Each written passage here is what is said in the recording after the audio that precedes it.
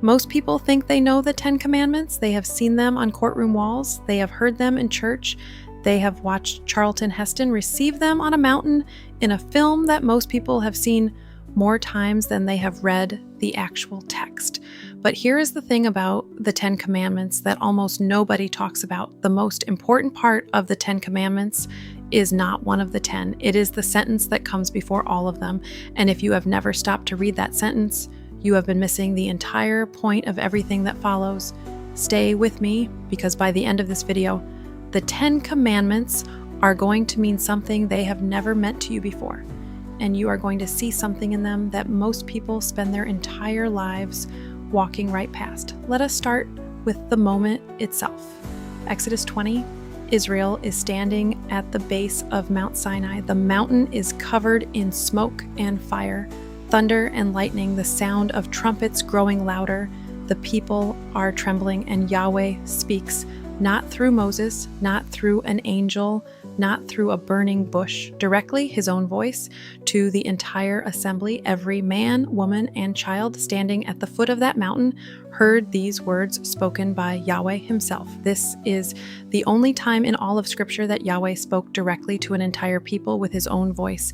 Every other instruction, every other law, every other word came through an intermediary, through Moses, through the prophets. Not these 10, and only these 10. Yahweh spoke himself directly out loud to everyone.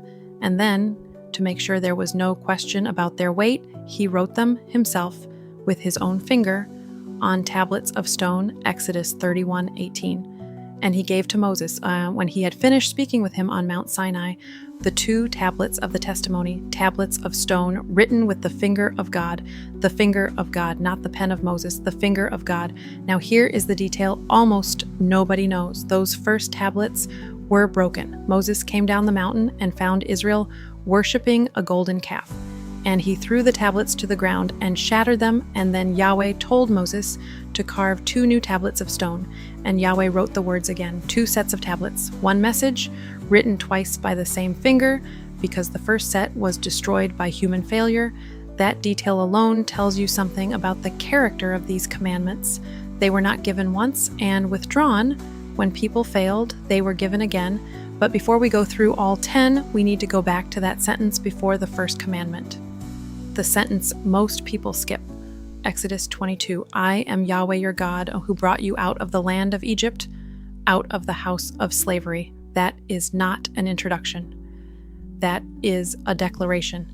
And it changes everything about what follows. Think about the order of what happens here. Yahweh does not say, here are 10 rules. Obey them, and I will rescue you from Egypt. Keep these commandments, and I will make you my people. He rescues them first. He brings them out. He parts the sea. He drowns the army behind them. He provides bread from heaven and water from a rock. And then, after all of that, he gives them his instructions. Grace first, rescue first, relationship first. And then, from inside that relationship, he shows them how to live. The commandments were never meant to earn salvation. They were given to people who were already saved, already rescued, already his. The law was never the door into the family. It was the instruction for people already in the family, showing them how to walk worthy of the God who had already brought them out. That structure, rescue first, then instructions, is not just an Old Testament idea. It is the entire shape of the gospel. You were brought out before you were given anything to do. Now let us walk through all 10. The first commandment, you shall have no other gods before me. Before me, in Hebrew, is literally before my face, in my presence, in the place where I am. This is not primarily about what you believe in your mind. It is about what you place in the space where Yahweh is supposed to be. What you turn to first, what you trust most, what you run to when everything falls apart. Anything that takes that place is another god. The second commandment, you shall not make for yourself a carved image or any likeness of anything that is in heaven above or on the earth beneath. This commandment is the one most people combine with the first, which is why most Protestant traditions list only 9 unique commands, and why Catholic and Lutheran traditions number them differently. But in the Hebrew text, These are two separate instructions. Do not have other gods, and do not reduce the one true God to an image you can manage and control. An image of God is always smaller than God. It fits in your hand. It stays where you put it. It does not speak unless you want it to speak. Making an image of Yahweh is not worship. It is a way of making him manageable, and Yahweh refuses to be managed. The third commandment, you shall not take the name of Yahweh your God in vain. Most people hear this and think, do not use God as a swear word, and that is included. But the Hebrew word for vain is shav, meaning emptiness, falsehood, worthlessness. To take the name of Yahweh in vain is to carry it as if it means nothing, to claim to belong to him, to bear his name, and then live in a way that misrepresents who he actually is. This commandment is about integrity, about the gap between what you claim and how you live, about whether the name you carry is reflected in the life you live. The fourth commandment, remember the Sabbath day to keep it holy. This is the longest of the 10, and it is the only one that begins with the word remember, which implies that even then, people were already starting to forget it. 6 days you shall labor and do all your work, but the seventh day is the Sabbath of Yahweh your God. And notice, as we explored in a previous video, the commandment is grounded not in Israel's history, but in creation itself. In 6 days, Yahweh made the heavens and the earth and rested the seventh day. The Sabbath commandment reaches all the way back to Genesis 2.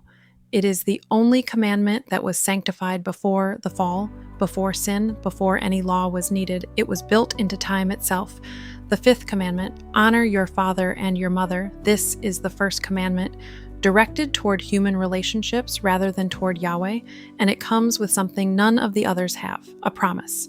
Ephesians 6:2, written by Paul to a Gentile church, says this is the first commandment with a promise, that your days may be long in the land. Paul is writing to believers who were not born into Israel, and he quotes the fifth commandment and calls it still binding, still carrying its promise.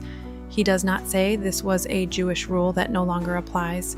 He says this is the first commandment with a promise, and he expects his readers to keep it. The sixth commandment, you shall not murder. The Hebrew word here is ratzak, which refers specifically to unlawful killing, personal violence, taking a life outside of proper authority, and Jesus takes this commandment and shows it always went deeper than the physical act. Matthew 5:21 and 22, you have heard it said, you shall not murder, but I tell you, anyone who is angry with his brother without cause is subject to judgment.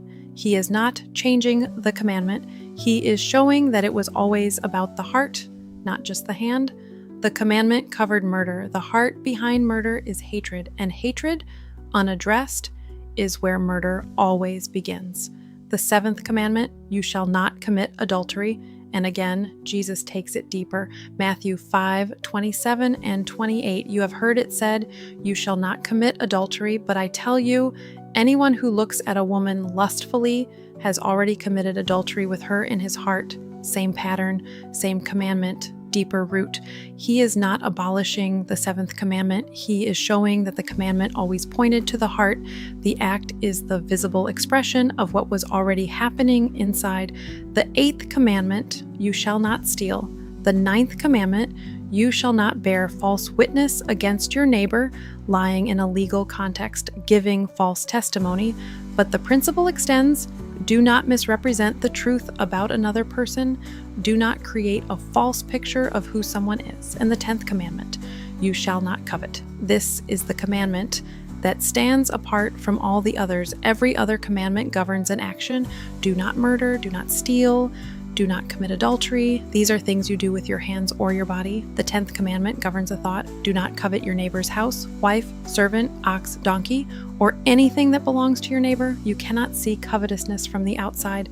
It leaves no evidence. It commits no visible crime. It is entirely internal. And it is the commandment that Paul said brought him to the end of himself. Romans 7:7. I would not have known sin except through the law, for I would not have known covetousness unless the law had said, you shall not covet. The 10th commandment reaches into the place where all the other sins begin. The wanting that comes before the taking, the desire that comes before the act. Address the covetousness, and you address the root of almost every other commandment broken on this list. Now step back and look at the structure of all 10 together. The first 4 commandments are about your relationship with Yahweh, no other gods, no images. Do not misuse his name. Remember the Sabbath. The last 6 commandments are about your relationship with people. Honor your parents. Do not murder. Do not commit adultery. Do not steal. Do not lie. Do not covet. When Jesus was asked what the greatest commandment was, he said, love Yahweh with all your heart and love your neighbor as yourself. On these 2 commands hang all the law and the prophets. He was not summarizing something new. He was pointing to a structure that was already there. The 10 commandments had been arranged into those exact 2 categories, love toward Yahweh and love toward people, since the day they were spoken at Sinai. Jesus did not replace the commandments with something better. He showed that the commandments were always about love, and that love was always the point. And here is what I want to leave you with. Go back to that sentence before the first commandment. I am Yahweh, your God, who brought you out of the land of Egypt, out of the house of slavery. He rescued them before he gave them anything to do. The commandments were not given to people who needed to earn their way into relationship with Yahweh.